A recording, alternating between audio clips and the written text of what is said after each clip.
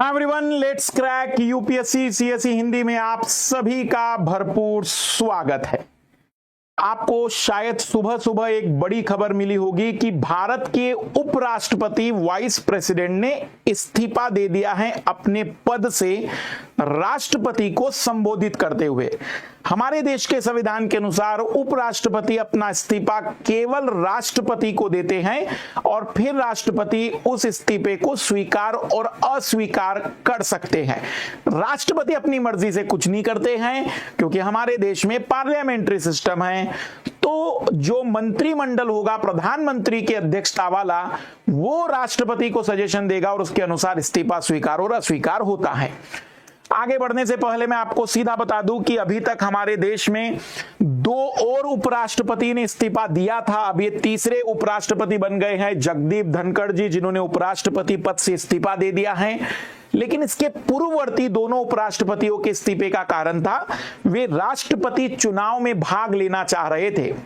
अब मानसून सत्र स्टार्ट हो गया है। जिन लोगों को नहीं पता है, संसद साल में 3 बार काम के लिए खोली जाती है, जहां पर सभी सांसद बैठकर विचार विमर्श और कानूनों को फॉलो करते हैं या पारित करते हैं। अगर हम बात करें तो पहला सत्र बजट सत्र होता है जो कि फरवरी में स्टार्ट होता था। दूसरा सत्र होता है मानसून सत्र जो कि 20 से 21 जुलाई के आसपास स्टार्ट होता था, जैसे कि 21 जुलाई से स्टार्ट हुआ है, पहले ही दिन इस्तीफा दिया गया। और तीसरा होता है शीतकालीन सत्र जो कि दिसंबर के समय में स्टार्ट किया जाता है। कहने का अभिप्राय है कि ये दूसरा सत्र चल रहा है और उपराष्ट्रपति का मेन काम होता है वास्तविक रूप में संसद में जो ऊपरी सदन होता है राज्यसभा, उसके कार्य संचालन को सही तरीके से चलाना। उपराष्ट्रपति ने अपने इस्तीफे का कारण दिया है कि स्वास्थ्य कारणों के कारण आर्टिकल 67A, मतलब हमारे संविधान के 67वें आर्टिकल का ए सेक्शन को ध्यान में रखते हुए उन्होंने अपने पद से इस्तीफा दिया है। राष्ट्रपति को संबोधित करते हुए ये पूरा का पूरा इस्तीफा उन्होंने दिया है। कारण दिया है कि उनके स्वास्थ्य संबंधी कारणों के वजह से वह अभी कार्य करने में उतने सक्षम नहीं हैं। बाकी उनके पास एक सम्मान जो उन्हें मिला, जो अनुभव उन्होंने प्राप्त किया, उसके प्रति वह कृतज्ञ है। भारत के उपराष्ट्रपति राज्यसभा के सभापति, दो भूमिकाएं होती है उपराष्ट्रपति मतलब और राज्यसभा का सभापति। जगदीप धनखड़ ने खराब स्वास्थ्य का हवाला देते हुए अपने पद से इस्तीफा दे दिया। उन्होंने राष्ट्रपति को संबोधित त्याग पत्र में लिखा है कि वह स्वास्थ्य को प्राथमिकता देने और चिकित्सकीय सलाह का पालन करते हुए संविधान के आर्टिकल 67A के तहत तत्काल प्रभाव से इस्तीफा दे रहे हैं। उल्लेखनीय कि उपराष्ट्रपति के तौर पर उनका कार्यकाल 2027 तक था। वो 2027 तक उपराष्ट्रपति रहते। 21 जुलाई को संसद के मानसून का पहला ही दिन था और पहले ही दिन त्याग पत्र दिया। यहाँ थोड़ा सा मतलब कुछ लोग कह रहे हैं अपनी अपनी जगह पर बातें लोगों की कि भी पहले ही दिन क्यों, पहले भी दे सकते थे। जगदीप धनखड़, वीवी गिरी और भैरव सिंह शेखावत के बाद ऐसे तीसरे राष्ट्रपति बन गए। मतलब वीवी गिरी और भैरव सिंह शेखावत के बाद ये तीसरे उपराष्ट्रपति बन गए जिन्होंने अपना कार्यकाल पूरा होने से पहले इस्तीफा दे दिया। पर इन दोनों लोगों ने अपना कार्यकाल पूरा होने से पहले इस्तीफा इसलिए दिया था क्योंकि राष्ट्रपति चुनाव लड़ने थे। इन्होंने स्वास्थ्य कारणों से इस्तीफा दिया। ये पहले उपराष्ट्रपति बन गए। दिसंबर में उपराष्ट्रपति के खिलाफ एक नोटिस भी आया था। अगर आपको याद हो तो मैं आपको थोड़ी पुरानी मेमोरी याद दिला दूं। विपक्ष ने इन पर कई प्रकार के पक्षपात और भेदभाव का आरोप लगाया था। कुछ विशेष नियमों के तहत किसी मुद्दे पर बहस करना चाह रहे थे विपक्ष पार्टी के लोग और उपराष्ट्रपति की बगैर या सभापति की अनुमति के बगैर उस विषय पर चर्चाएं नहीं हो सकती थी, तो उन्होंने इसकी अनुमति नहीं दी थी। तो इसी को ध्यान में रखते हुए उनके खिलाफ एक प्रकार से अविश्वास प्रस्ताव लाने की बातचीत कह सकते हैं। महाभियोग शब्द हम इसलिए उपयोग नहीं करते क्योंकि वो राष्ट्रपति के लिए उपयोग होता है मुख्यतः। तो एक प्रकार से प्रस्ताव लाने की बातचीत हुई थी। बजट सत्र में उसे नहीं लाया गया था, शायद इस सत्र में लाया जा सकता था, यह अभी कंफर्म नहीं था।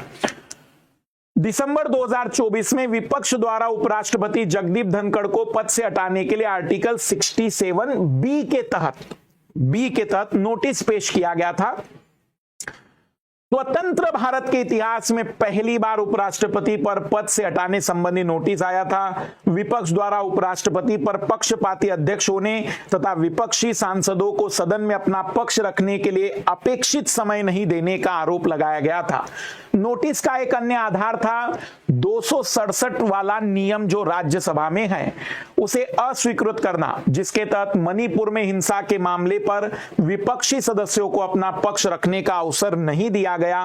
किसी नियम के निलंबन हेतु प्रस्ताव लाने हेतु सहमति देने का अधिकार केवल सभापति के पास होता है। अगर सभापति मना कर दे तो फिर उस पर सहमति मिलेगी, मतलब अगर सहमति नहीं मिलती है और फिर उस विषय पर उस नियम के तहत चर्चाएं नहीं हो पाती है। उपराष्ट्रपति का कार्यकाल 5 साल का होता है हमारे देश में, और जब तक कि वो पद पर है उसके पहले नए उपराष्ट्रपति का चुनाव कर दिया जाता है। कार्यकाल 5 साल, आर्टिकल 67 अपने पद की अवधि समाप्त हो जाने पर भी तब तक पद धारण करता रहेगा जब तक उसका उत्तराधिकारी पद ग्रहण नहीं कर लेता।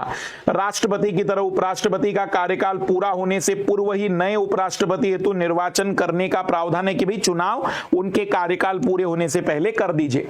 वो चाहे तो राष्ट्रपति को त्यागपत्र दे सकते हैं या फिर उपराष्ट्रपति को पद से हटाए जाने के लिए किन्हीं आधार या कारणों का तो वर्णन नहीं है, लेकिन आर्टिकल 67 में प्रक्रिया बताई है कि राज्यसभा के द्वारा अपने तत्कालीन सदस्यों के बहुमत से पारित प्रस्ताव, तत्कालीन सदस्य का मतलब होता है राज्यसभा की कुल सीटों में से जो लोग नहीं आए हैं या जो अनुपस्थित हैं उनको हटा दीजिए। जैसे मान लीजिए 245 में से 15 नहीं है तो 230 का आधा कर दीजिए, 115 और एक ज्यादा।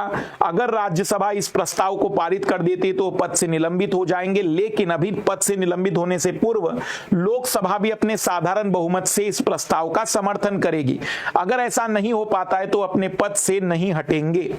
भारत के राष्ट्रपति के विपरीत उपराष्ट्रपति के लिए कोई औपचारिक महाभियोग नहीं है। साथ ही भारत के राष्ट्रपति के विपरीत जिन पर संविधान के उल्लंघन के आधार पर महाभियोग लगाया जा सकता है, भारत के उपराष्ट्रपति को हटाने के लिए संविधान में कोई आधार नहीं दिया है कि किन आधारों पर उपराष्ट्रपति को हटाया जा सकता है। हाँ, बस प्रक्रिया बताइए कि आप इस तरीके से हटाएंगे, पर किन आधारों पर हटाएंगे ये राज्यसभा के लोग तय करते हैं।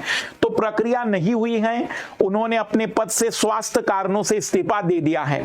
उपराष्ट्रपति के मुख्य कार्य 2 होते हैं। एक तो वह राज्यसभा के सभापति के रूप में सदन में कार्य संचालन करते हैं, सदन में कार्रवाइयों के लिए नियम और उस नियमों के तहत कार्रवाइयां करते हैं। किसी को समय कितना देना है बोलने के लिए, किस विषय पर किस नियम के तहत चर्चा करनी है, सब निर्णय वही लेते हैं। दूसरा इनका काम होता है कि अगर राष्ट्रपति अनुपस्थित है, बीमार है या राष्ट्रपति अभी इस समय अपने पद का कार्यभार संभाल नहीं पा रहे तो उपराष्ट्रपति उस सिचुएशन में राष्ट्रपति के कार्यभार को संभालते हैं। 2 बड़े काम है राज्यसभा की अध्यक्षता और उपराष्ट्रपति के पद को निरंतरता देना, कि अगर वो नहीं है, एब्सेंट है। सामान्य कार्य राज्यसभा की बैठकों की अध्यक्षता है। चूंकि उपराष्ट्रपति राज्यसभा का सदस्य नहीं है अतः उसे मतदान का सामान्यतः अधिकार नहीं होता, किंतु सभापति के रूप में निर्णायक मत दे सकता है। निर्णायक मत का मतलब होता है कि अगर राज्यसभा में बराबरी में मत आ जाता है तो वह निर्णायक मत देगा, लेकिन याद रखना जब उसके खिलाफ ही प्रस्ताव आया गया हो तो निर्णायक मत नहीं देता है, वो एक साधारण मत के रूप में अपना पेश कर सकता है मत। राष्ट्रपति के रूप में कार्य करते समय, राष्ट्रपति के कार्यों का निर्वहन करते समय उपराष्ट्रपति राज्यसभा के सभापति के पद के कर्तव्यों का पालन नहीं करता है, तब वो केवल राष्ट्रपति का ही काम करेगा। जब वो राष्ट्रपति अनुपस्थित होते तो उनकी जगह पर जब ये काम करेंगे तब वहां का राज्यसभा का कार्य संचालन राज्यसभा का उपसभापति करता है, जो उन्हीं में से एक व्यक्ति चुना जाता है। इस अवधि के दौरान उन कर्तव्यों का पालन राज्यसभा के उपसभापति के द्वारा किया जाता है, डिप्टी चेयरमैन के द्वारा किया जाता है। अब सवाल है कि अब क्या होगा, तो अब 2 पहला विकल्प तो रहेगा कि उपसभापति, जो उपसभापति है वही उपराष्ट्रपति का पद का कार्यभार संभालेंगे जब तक चल रहा है, और अभी चुनाव होंगे फिर से।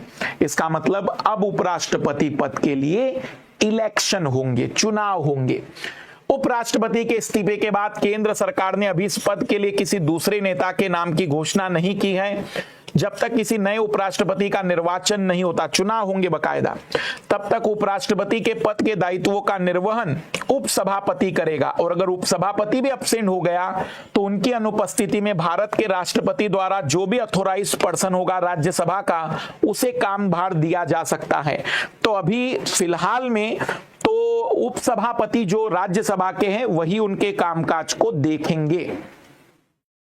संविधान के आर्टिकल 66 के अनुसार उपराष्ट्रपति का निर्वाचन संसद के दोनों सदनों के सदस्यों के द्वारा निर्वाचन मंडल, मतलब एक सभी लोगों से मिलकर एक इलेक्शन स्कूल बन जाता है, इलेक्शन समूह बन जाता है कि भैया आप मतदान करके तय करिए।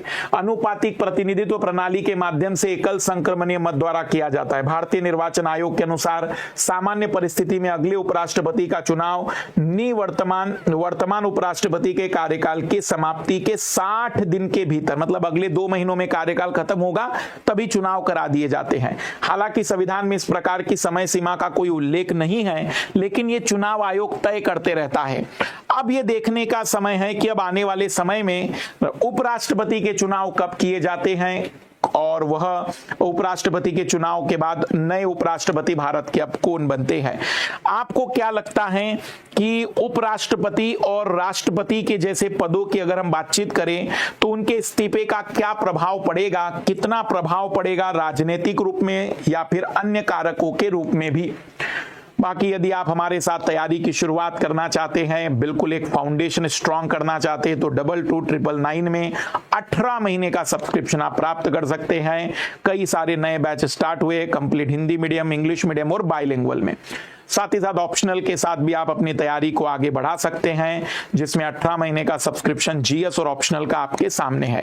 आपको एक बड़ी खुशखबरी मैं दे दूं कि ऑक्सफोर्ड मॉडल के तहत जो सीसेट कार्यक्रम की हमारी बातचीत हुई थी, हम जल्द ही इसको लेकर आ रहे हैं।